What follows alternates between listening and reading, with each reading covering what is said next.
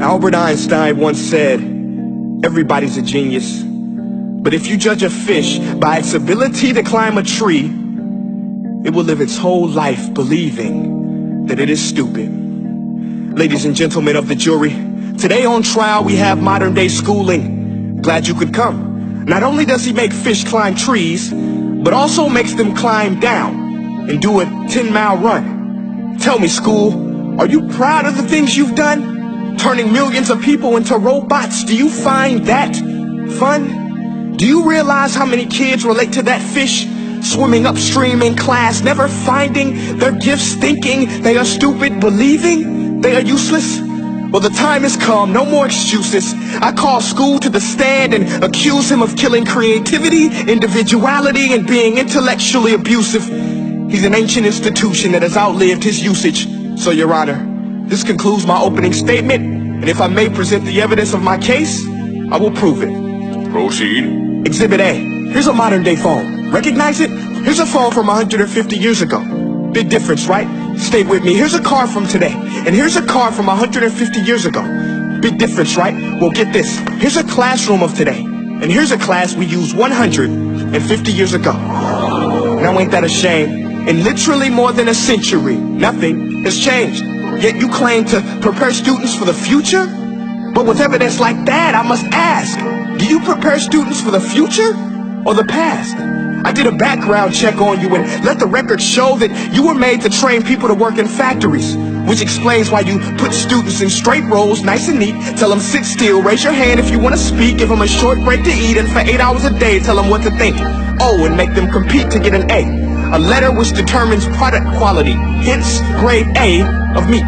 I get it. Back then, times were different. We all have a past. I myself am no Gandhi. But today, we don't need to make robot zombies. The world has progressed. And now we need people who think creatively, innovatively, critically, independently, with the ability to connect. See, every scientist will tell you that no two brains are the same. And every parent with 2 or more children will confirm that claim.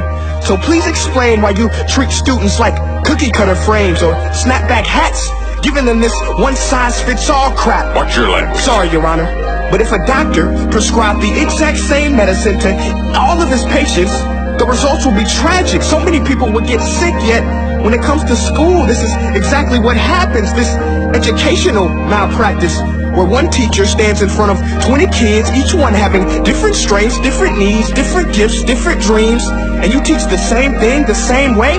That's horrific.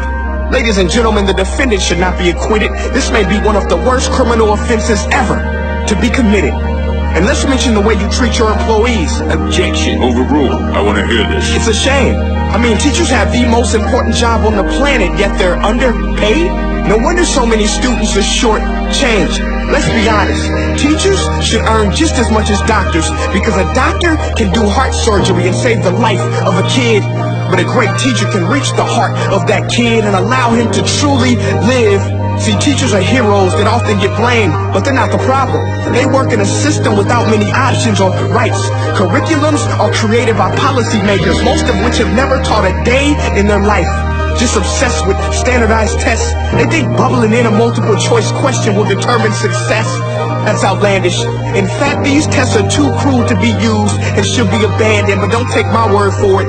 Take Frederick J. Kelly, the man who invented standardized testing, who said, and I quote, "These tests are too cruel to be used and should be abandoned." Ladies and gentlemen of the jury, if we continue down this road, the results will be lethal. I don't have much faith in school, but I do have faith in people. And if we can customize healthcare, cars, and Facebook pages, then it is our duty to do the same for education, to upgrade and change and do away with school spirit, because that's useless. Unless we're working to bring the spirit out of each and every student, give every gift an equal chance. I know this sounds like a dream, but countries like Finland are doing impressive things.